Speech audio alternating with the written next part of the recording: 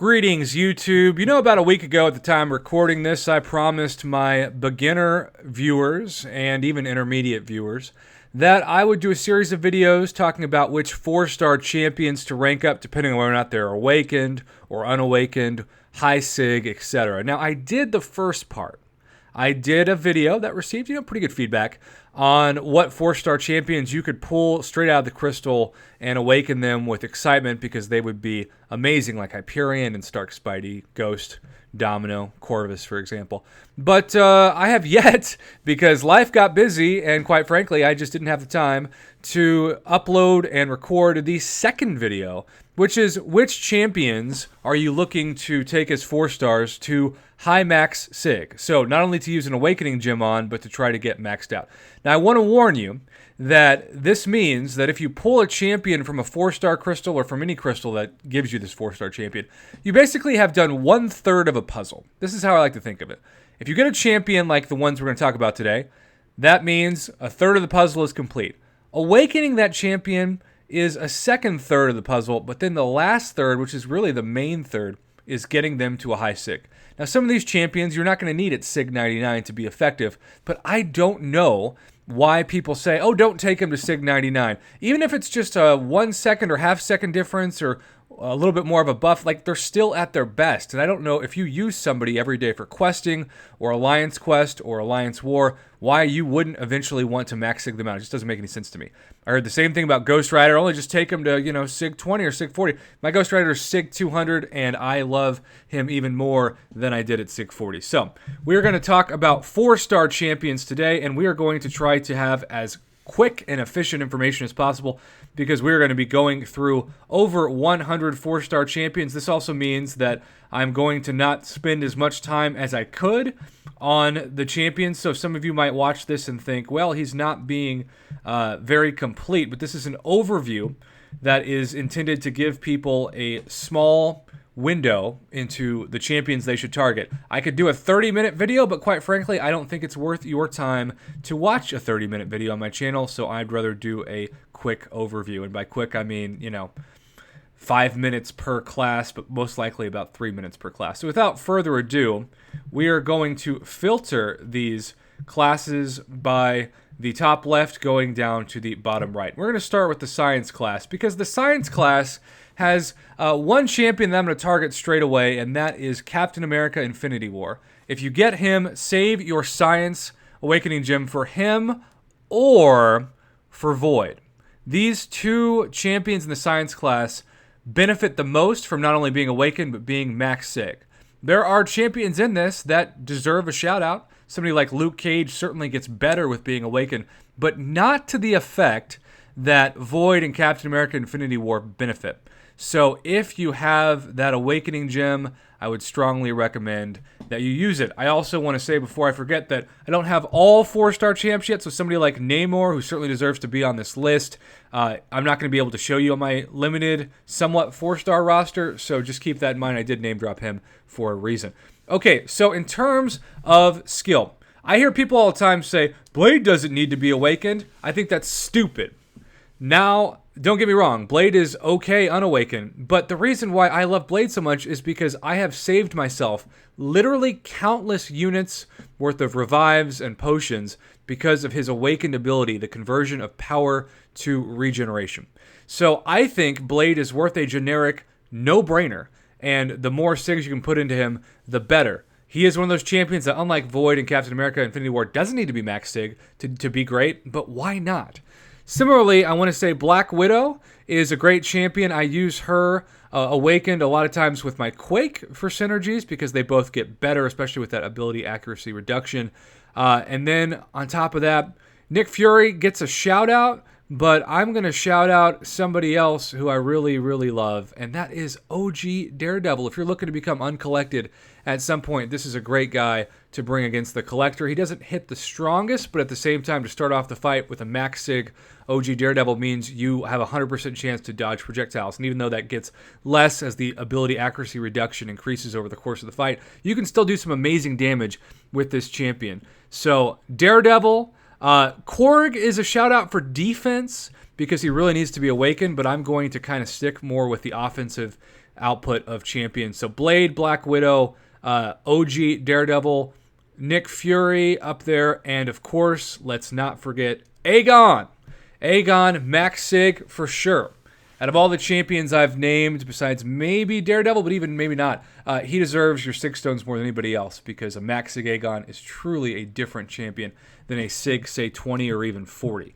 So I know we are going through this super fast, and you might feel like I'm skipping multiple champions that deserve a shout-out, but this is intended to be an overview, once again, to stick between the 10 and 15-minute time frame window and not 30 minutes. Okay, Archangel definitely benefits from being awakened, though Max Sig, not as much. Same for Iceman. Wolverine, I'd put the 6 stones into. That'd be a champion that really needs to be awakened, and the more 6 stones, the better. The same goes true, especially if you have the Suicide Mastery build for Omega Red. Omega Red and Wolverine out of this class get my top 2 votes. And there are champions that do benefit, from being awakened. I think Storm's one of those champions that you really see a difference in awakened ability. And of course, an awakened Emma or Domino really helps. I just want to say, because right now we still haven't seen, at the time of recording this, the final product of Old Man Logan or Colossus, so I've got to kind of hold off on talking about them as much as I could in future videos. But Magneto should be at the top of this list on paper. How is Magneto, a champion that should destroy somebody like Blade in the comics, so weak in this game? People forget he was even somewhat nerfed in patch 12.0, and I didn't know anybody who was using him before patch 12.0. All right, we're going to move on to the Cosmic class, where Medusa, both for offense but really for defense, benefits strongly from being awakened, though her Max Sig is different in terms of ability than some. I have seen a huge difference in awakened ability both from Venom and Captain Marvel movie edition. Venom the Duck does not need the awakened ability really as much. Cole doesn't either, though it is nice to have. Hyperion is kind of the same way. OG Thor really does benefit from the awakened ability, so he is certainly going to be in the name drop category, as is Carnage and, believe it or not, Superior Iron Man, because if you're somebody that you know you're going to get hit and you're going to lose a lot of health in a fight, that Arc Overload to refill quite a bit of that health and give you more than a level 1 or maybe even a level 2, around a level 2 revive worth of free health at the end of a fight, assuming you're not heal blocked or something, that is going to be really crucial to staying in the fight. Corvus doesn't need it. Shout out to a few champs that I have seen benefit even more. I used to say OG Captain Marvel, but I do believe the new Captain Marvel is just better, and therefore I mainly focus on talking about her in these videos. I could talk about other champions, but we're going to move on once again to try to not save, try to save, I should say, more of your time than we can. Okay, any Vision, I don't care if it's OG Vision or Age of Ultron Vision, demands Max Sig. That is a huge start to this conversation on the tech class. Now from there, Darkhawk benefits greatly from being awakened. OG Iron Man, inferior Iron Man, as I like to call him, just like superior Iron Man, also benefits greatly. Stark Spidey, I still think, is a no-brainer for a class gem, but not to the same degree that Vision is, because people say all the time, the favorite phrase in the community, hits like a wet noodle. Well, that's true, and without the awakened ability, he's pretty dang useless. Sentinel can be great either way, so can Ghost, so can Yondu. Star-Lord gets the biggest shout out for Max Sig for me in this sense. I know people are going to be like, what are you talking about? Star-Lord's okay at Sig 40. Look, I had Star-Lord as my MVP in Act 5 and even some of Act 6 and some variant content. It's always hard for me to say the words Boss Rush because of the S and the R. But Star-Lord, if you can awaken your Star-Lord, throw as many Sigs into him as possible. But keep in mind that if you have to choose between one or the other, I'd say keep Star-Lord at Sig 30 or 40 and Max Sig first, a Age of Ultron Vision, unless you got your hands on the OG Vision in a special opportunity. Believe it or not, even though we were hovering right around 9.5 minutes, we only have one class left to talk about because I'm trying to be as efficient as possible. And even though this class kind of hurts my heart, because Scarlet Witch used to be the best champion in the game, hands down, she's still amazing, and I still enjoy playing with her at Max Sig. One of these days, maybe, we can get a 5-star maxed out Scarlet Witch. But until then, we've just got to deal with our 4-star.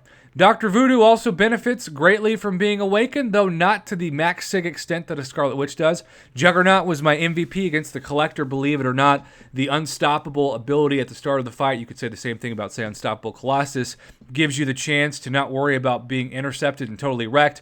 Morningstar is a shout out, an honorable mention. Symbiote Supreme does not need to be awakened. And I also have to say, Magik is on my short list of champions that even though she does technically not need to be awakened, she kind of reminds me of Blade, where the difference in that limbo being activated in a fight between that and unawakened is a huge difference. And with Suicide Masteries and Limbo, you can save a lot of health even if your bleeds are ticking away, for example. So this is one of the quickest videos I've ever done in terms of getting through about 150 champions in less than 15 minutes. I realize for some it's going to be too fast, but I would rather save you some time and maximize the information in my videos without wasting your time. So hopefully you can understand that. If you feel like I've really, really missed somebody, and Lord knows going this fast, I probably have, comment below and let me know. And otherwise, thank you for watching and supporting my Marvel Contest of Champions YouTube channel. I hope this information helps you decide not only which 4 stars to awaken, but to take all your 6 stones, both generic and class-based, to max them out.